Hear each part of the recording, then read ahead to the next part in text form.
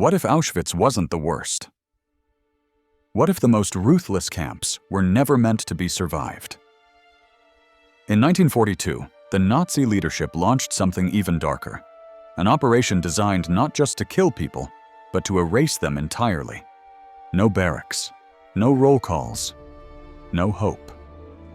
4 camps, hidden in the forests of occupied Poland, engineered to make thousands disappear within hours. Not as punishment, but as strategy. We'll take you to places with no photos, where almost no one escaped, where the silence screams louder than any witness ever could. Most people have never heard their names, but by the end of the story, you'll never be able to forget them. Chelmno Camp, the silent prototype. It didn't look like a death camp. There were no tall fences, no rows of barracks, no watchtowers. Just an old manor house tucked deep in the woods near a quiet Polish village called Chelmno. A few barns, a courtyard, a road that led into the trees. It looked like nothing. And that was the point. In December 1941, before the world had even heard the phrase "final solution," the Nazis launched something new. Something they hadn't tried before. Chelmno wasn't built to hold people. It was built to kill them, quietly, efficiently, and out of sight. No trains rolled through with screeching brakes. No crowds marched under iron gates. Instead, trucks rolled in, gray, dull, and unmarked. But what happened inside those trucks would become the Nazis' first test run of industrialized murder. The victims came mostly from the Łódź ghetto, one of the largest in Nazi-occupied Poland. Others came from nearby towns, villages, and later from places as far away as Germany and Austria. Romani families, political prisoners, even children, like the 88 from the Czech village of Lidice, taken as revenge for the killing of Reinhard Heydrich. They were all told the same thing. They were being sent to a work camp or to a place of relocation. Some were herded onto horse carts. Others were packed into trucks. None of them knew where they were really going.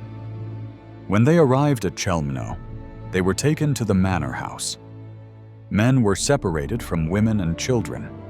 They were told to undress for a medical inspection. Their clothes were labeled, carefully folded, sometimes even taken for reuse. Everything had a purpose. Nothing was wasted. Then came the vans. These were no ordinary vehicles. They were mobile gas chambers, sealed trucks fitted with a deadly trick. Once the victims were loaded inside, the doors were shut tight. The driver turned on the engine, but instead of sending exhaust outside, the fumes were rerouted back into the van. Within minutes, the air inside turned thick with carbon monoxide. Victims clawed at the walls. Some screamed. Others fell silent. The journey into the forest took about 10 to 15 minutes.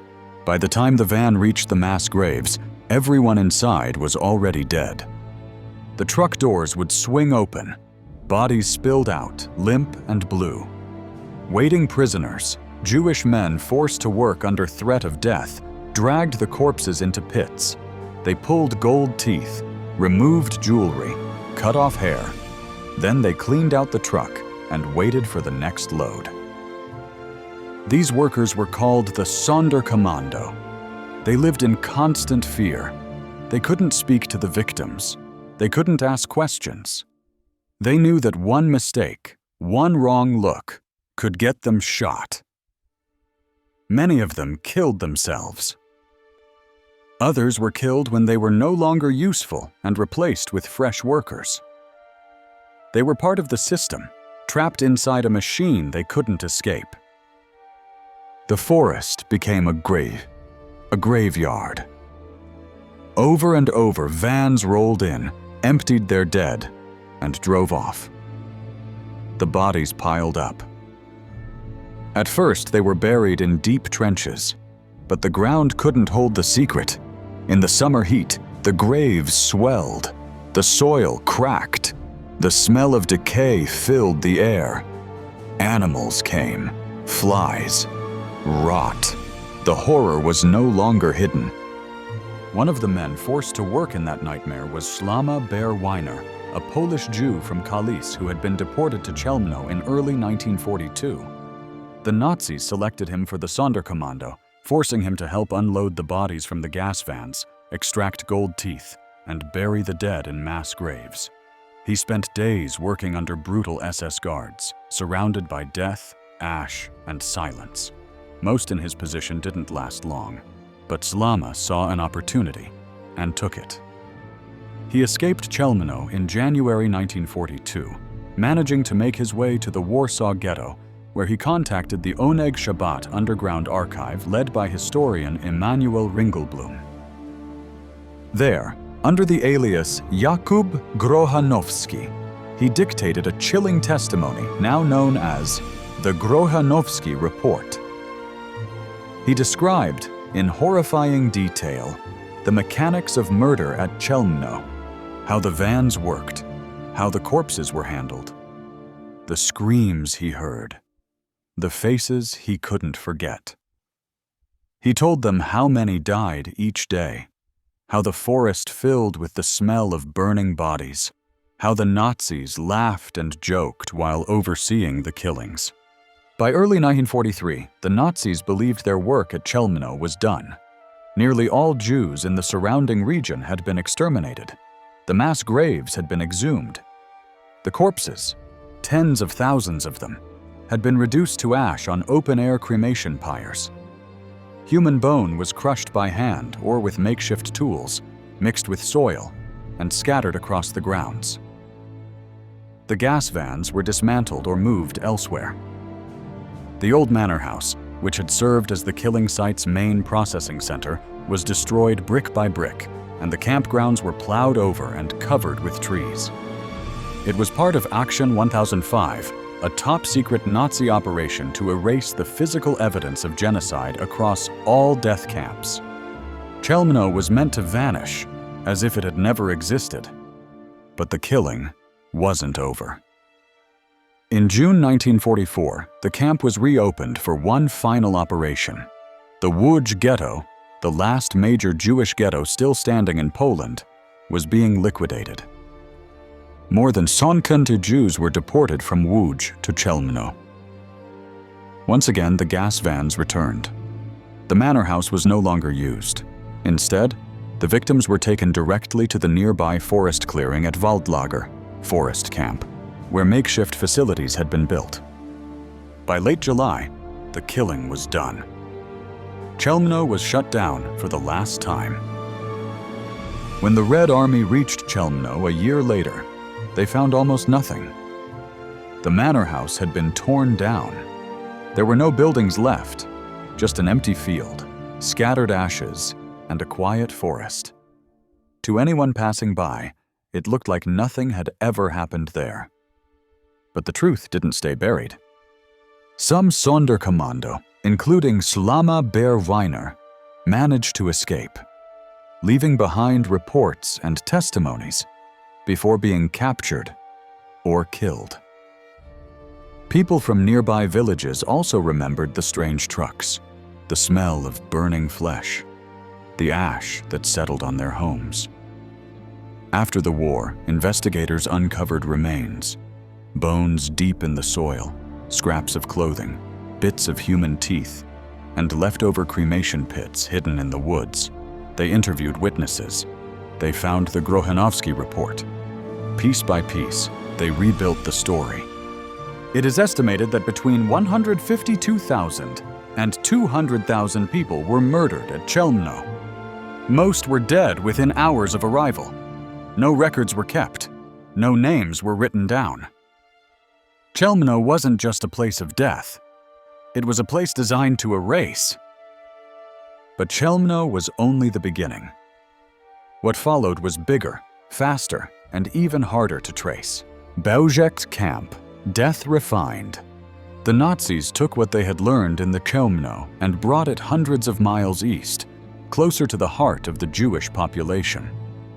In March 1942, they built something even more terrifying, an extermination camp near the small village of Belzec, located in southeastern Poland, near the modern-day border with Ukraine.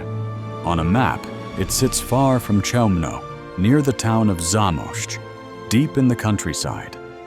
It was quiet, isolated, easy to hide.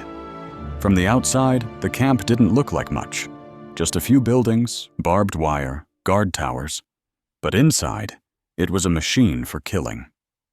Belzec was the first of the Operation Reinhard camps. While Chelmno had used vans and small groups, this new camp was designed for mass murder, fast, organized, and constant. The trains started coming almost right away. They carried Jews from all over the Lublin and Galicia regions, whole communities from southeastern Poland, men, women, children. Some Roma, too, packed into freight cars so tight they could barely move. Some died on the journey before they even got to the camp. For the ones who survived the ride, worse waited on the other side of the barbed wire.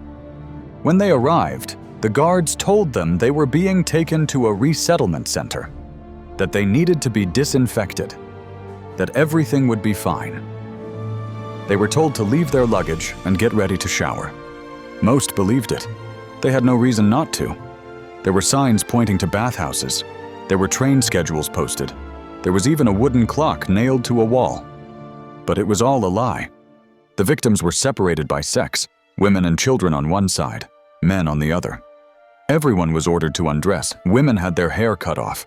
This wasn't just humiliation, it was collection. The hair would be sent to German factories and used in blankets, ropes, and insulation. Even the dead were expected to contribute something. Once naked, they were marched down a narrow, fenced path. The Nazis called it the Tube. It led to a small building, just a few rooms made of brick, with metal doors and no windows. These were the gas chambers. Inside, a large diesel engine sat outside the building. Its exhaust pipe ran directly into the sealed rooms. When the doors closed, the engine was started. Carbon monoxide filled the chambers. It took about 15 to 25 minutes to kill everyone inside. The screaming could be heard through the walls. Bodies piled up, twisted together, many still standing when the doors opened again, held upright by the weight of the dead packed in behind them. The floor was slick with blood and waste. Some had clawed at the walls. Some had bitten their own tongues. Death wasn't quick, and it wasn't quiet. Similar to Chelmno camp, after the killing, Jewish prisoners, the Sonderkommando, were forced to drag the bodies out, pull gold teeth with pliers, cut off remaining hair, and search mouths, ears, and genitals for hidden valuables. If they hesitated, they were shot. These prisoners were never allowed to live for long. The Nazis killed them regularly and brought in new workers from each transport. No one was meant to leave Belzec alive. At first, the Nazis buried the bodies in huge mass graves, but it didn't work. The graves filled quickly. The weight of the corpses made the ground shift and heave. In the heat, the soil cracked open.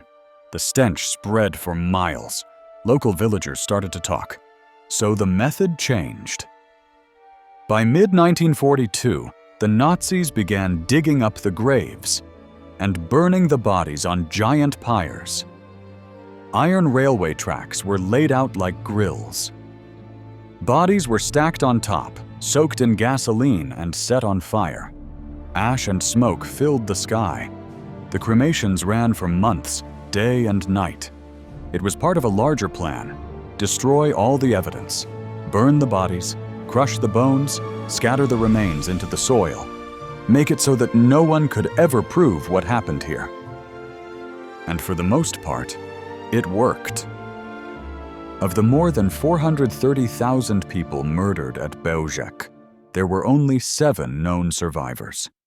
Most of them didn't live long after testifying about what they saw. One of them, Rudolf Rader, was a Polish Jew who managed to escape and later testified in detail. He had been forced to work as part of the Sonderkommando.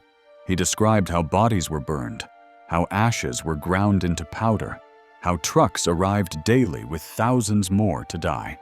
Another survivor, Chaim Hirschman, also gave testimony, but was murdered by anti-Semitic partisans shortly after the war. His voice, like so many others, was almost lost. The other 5 survivors left only brief records or were never seen again after the war. What we know comes mostly from the Nazis' own paperwork, the scattered remains found later, and the testimonies of those few who lived long enough to speak. The camp itself was incredibly small, only about 1,200 by 1,300 feet, less than 10 football fields in size. Yet it was one of the most deadly places in human history. At its peak, Belzec could kill over 1,500 people per hour. The entire process, from unloading the train to death in the gas chamber, took about 3 hours. Then the next group came, over and over, every day, for months. By late 1942, the killing slowed. There were fewer Jews left in the region to deport. By spring of 1943, the camp was no longer needed. But the Nazis weren't going to leave it behind. They had one last task: erase it. SS workers and forced labor crews spent weeks dismantling the camp. The buildings were taken down, the gas chambers were destroyed, the earth was flattened, grass was planted, trees were brought in. A small farmhouse was built over the site. They even brought in a Ukrainian guard with his family to live there, to make it look like nothing had ever happened. A quiet little homestead in the Polish countryside. At the next camp, they took this system and pushed it even further, until something went wrong. Sobibor camp. Resistance from within. Tucked away in a forest near the Bug River in eastern Poland, Sobibor didn't look like much. Just some barracks, barbed wire, and tall pine trees.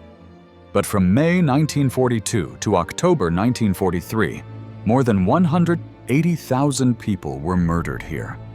Some historians believe the number could be as high as 250,000. Men, women, and children, mostly Jews from Poland, but also from France, the Netherlands, Slovakia, Czechia, and Germany. They arrived by train, confused and exhausted, and left as smoke. The killing was quick and mechanical. Like at Belzec, the gas chambers were powered by diesel engines, probably from captured Soviet tanks. People were told to undress, told they would shower, told they would be sent to a better place. But the signs were lies. The rooms were airtight. The exhaust pipe ran straight into the walls. People screamed and clawed and collapsed. Then the Sonderkommando came in. These Jewish prisoners forced to clean up after the killings. Some were tailors, some carpenters. Others were barbers or metal workers. They didn't ask to be part of the machine, but the Nazis gave them one option: work or die. They dragged out corpses, cut off hair, pulled gold teeth with pliers. They sorted the victims' clothing, cleaned the blood off floors, burned the bodies in open pits or on iron grates.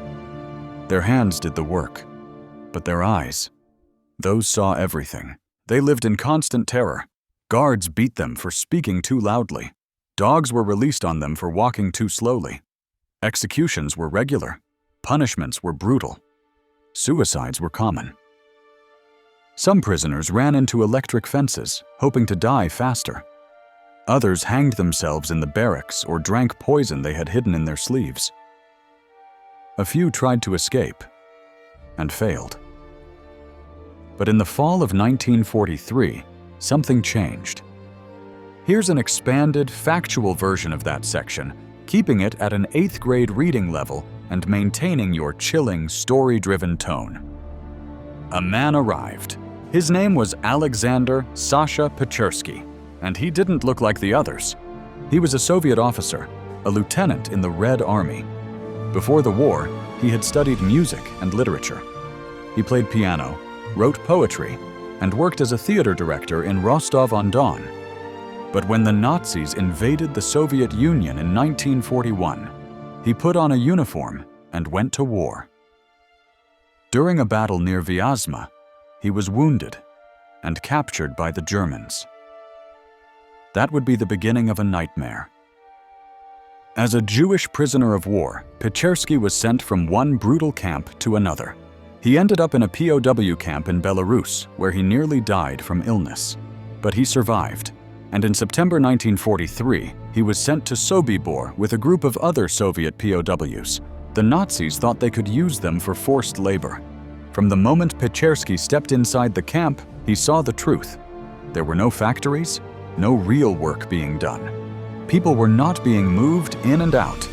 They came in, and then they were gone. This wasn't a labor camp. It was a killing center. Pechersky noticed the guards, how they acted, how they moved. He saw fear in the eyes of the prisoners and silence that meant death. But he wasn't just watching. He was thinking, planning. He spoke to others in secret. He listened to stories from those who had been there longer. He connected with Jewish inmates who worked in the camp as tailors, carpenters, and barbers. Pechersky was calm, smart, brave. He knew he couldn't save everyone. But he believed in one thing. If they were going to die, they would not die without fighting back. And so, he began to organize. The plan was simple, but deadly. They would kill the SS officers one by one, quietly, without raising the alarm. Then, when the guards were gone, they would grab weapons, cut the phone lines, storm the gates, and run. There wasn't much time. The prisoners had heard rumors that the camp was about to be shut down, and they knew what that meant. No more trains meant no more reason to keep workers alive. The Nazis would kill every last one of them and burn the camp to the ground. So the prisoners made their move. On the afternoon of October 14, 1943, the uprising began. One by one, SS officers were lured into workshops under fake excuses. Come pick up your boots. Your coat is ready. We need you to check something in the warehouse. They came alone and didn't come out. In each room, prisoners waited, hiding behind doors with axes, knives, and hammers. As soon as the Nazis stepped inside, they were struck. Some died quickly, others screamed. Blood soaked the wooden floors. But the plan wasn't perfect. At 5:00 p.m., one officer saw something suspicious. He shouted. The alarm went off. Gunshots rang out. Chaos exploded across the camp. Prisoners ran in every direction. Some climbed fences, some ran through minefields, others grabbed rifles from dead guards and shot back. Fires were set, barracks were burning. The ground shook with footsteps and gunfire. The Nazis fired wildly. Dogs chased escapees into the forest. But the prisoners kept going. About 300 people made it past the fences that day. Most were hunted down in the days that followed, captured, executed, or handed over by locals. But about 50 to 70 survived the war. They hid in forests, joined resistance groups. Some were sheltered by Polish families. A few gave testimony after the war. They told the world what had happened inside Sobibor, about the gas chambers, the forced labor, the beatings, the suicides, and the courage of those who had refused to die quietly. One of them, Esther Raab, later said, "We had no weapons, we had no training, but we had no choice. We were going to die anyway, so we fought." Another survivor, Thomas Blatt, remembered looking over his shoulder as he ran and seeing flames rise behind him, his friends still inside the camp, still fighting, still dying. The escape changed everything. The Nazis were furious. They couldn't risk another revolt. Within days, they began shutting down Sobibor for good. They killed the remaining prisoners. They tore down the gas chambers, the fences, the watchtowers. They bulldozed the camp, leveled the ground, burned the buildings, planted trees, built a farmhouse. Once again, they tried to erase it all, make it disappear. But this time, they failed. The uprising had been too loud. Survivors had gotten away. Word spread. The myth of the perfect killing machine had been broken. As for the leader of the uprising himself, Alexander Pechersky, his fight didn't end at Sobibor. After escaping the camp, he hid in the forests of eastern Poland and joined Soviet partisans. He spent the rest of the war sabotaging German supply lines and fighting from the shadows. When the war was over, he returned to the Soviet Union. But there was no hero's welcome. Because he had been a prisoner of war, the Soviet government didn't trust him. He was monitored, restricted, and silenced. He wasn't allowed to travel to the West, not even when Germany asked him to testify against former SS guards. He lived quietly in Rostov-on-Don, working in a theater office, telling almost no one what he had done. But resistance always came at a terrible cost, and it didn't always have time to grow. This next camp took everything the Nazis had learned from Chelmno, Belzec, and Sobibor, and turned it into their most efficient killing center of all. A place where trains arrived full and left empty, where nearly 1 million people vanished into ash, and where, against all odds, a final spark of revolt still managed to ignite. Treblinka camp, the most efficient camp. Built in a quiet forest northeast of Warsaw, near the village of the same name. Treblinka wasn't a prison. It wasn't even a camp. It was a deception. The train station looked real. Painted signs, a fake ticket window, even a fake platform clock. But there was no schedule, no next stop. This was the end of the line. From July 1942 to October 1943, in just over 14 months, Treblinka killed between 700,000 and 900,000 people. Almost all were Jews. Most were from Poland, Warsaw, Białystok, Radom. But many came from Germany, Austria, Czechoslovakia, and even as far as France, Belgium, and Greece. They arrived by the thousands, packed into cattle cars. No food, no water, no space to lie down. People suffocated on the journey. Others died from heat, cold, or thirst. But it was what waited at the end that made Treblinka different. There were no selections, no processing, no labor queues. The doors opened, guards screamed, dogs barked. People were beaten off the trains and forced to strip in an open yard. Women's hair was cut, gold teeth were pulled, all belongings taken. And then they were marched down a long, fenced-in path the Nazis nicknamed the Himmelstrasse, the road to heaven. But it led to hell. The gas chambers looked like bathhouses, clean on the outside, a sign that said, shower. But inside was darkness. No water, only metal doors. And a Soviet tank engine rigged to funnel carbon monoxide into the sealed rooms. It took 20 to 30 minutes to die. The children died first, then the elderly, then everyone else. The sound, survivors said, was unbearable. Screams, scratching, silence. The dead didn't fall. They were packed so tightly they remained standing when the doors opened. The Sonderkommando had to untangle the bodies, cut off remaining hair, pull out teeth, search mouths and body cavities for hidden jewelry. At first, the bodies were buried in mass graves, but the sheer number became impossible to hide. The ground split open. The stench reached villages miles away. So the Nazis dug them up. They built enormous pyres out of iron tracks and logs, soaked the corpses in gasoline, set them ablaze. Flames turned the sky orange. Smoke mixed with bone dust drifted for miles. The earth itself turned to ash.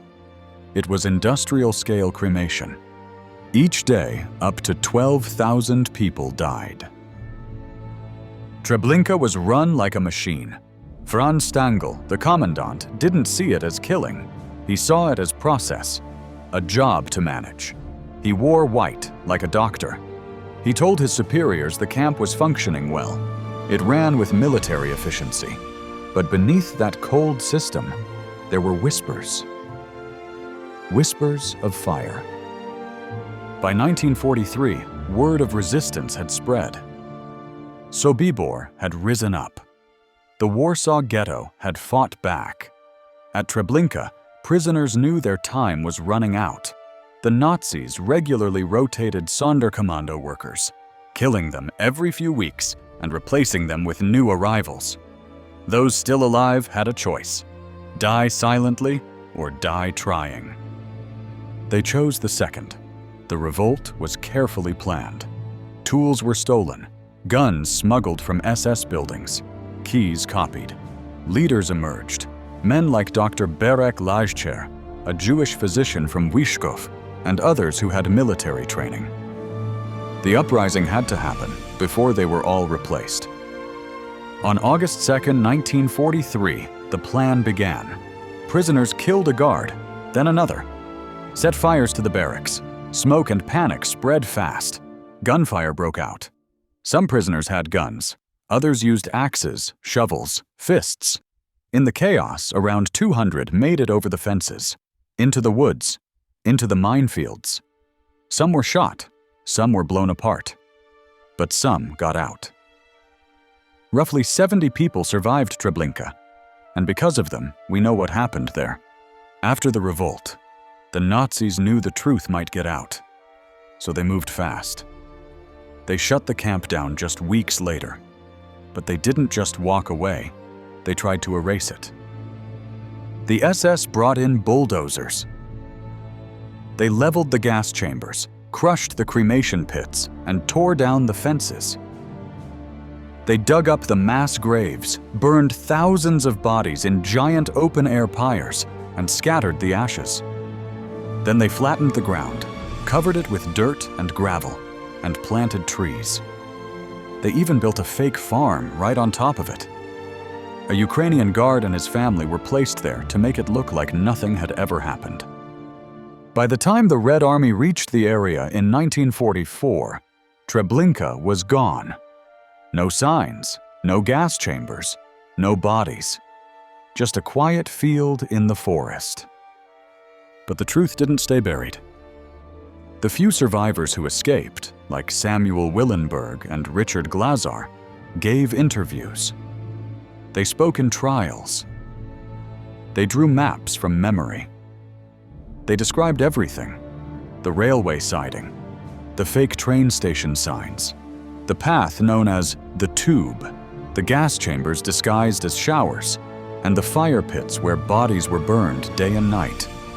Their testimonies were the first pieces of the puzzle. In the 1960s, the Polish government launched official investigations. Forensic teams dug into the site. They found bone fragments, teeth, crushed remains of buildings, and soil saturated with human ash. Historians used aerial photos taken by Allied planes during the war. They matched the testimonies with the ground itself. Everything the survivors had said was true. Today, Treblinka looks nothing like it once did, but it's far from forgotten. There is no museum building, no reconstructed camp. What stands now is a memorial, designed to show the scale of the loss, without recreating the machinery of murder. In the center of the site, where the gas chambers once stood, is a massive cracked stone. It's shaped like a tomb. Etched in Hebrew, Polish, Russian, English, and Yiddish, it says, "Never again." Surrounding it are 17,000 jagged stone slabs rising from the earth. Some are tall, some are small. Some carry the names of towns and villages from where the victims came: Warsaw, Radom, Lublin, Białystok. Others are blank, because no one knows which town those murdered people came from. These stones are not just markers. They are gravestones for those who never received one. There's also a symbolic train track, just a few meters long, stopping suddenly in the middle of the field. It shows how the journey ended for so many. Auschwitz left behind fences, barracks, and chimneys. But these camps, Chelmno, Belzec, Sobibor, and Treblinka left behind almost nothing. No walls, no ruins, just trees, soil, and silence. They weren't built to imprison, they were built to erase. In less than 2 years, they murdered over 1.5 million people, most of them Jews. Their bodies were burned, their names nearly lost. But memory still breathes through the ashes, through every survivor's whisper, through every stone that marks a vanished town. You've heard their names now. You can't unknow them. So say them. Because memory is the one thing the Nazis couldn't burn.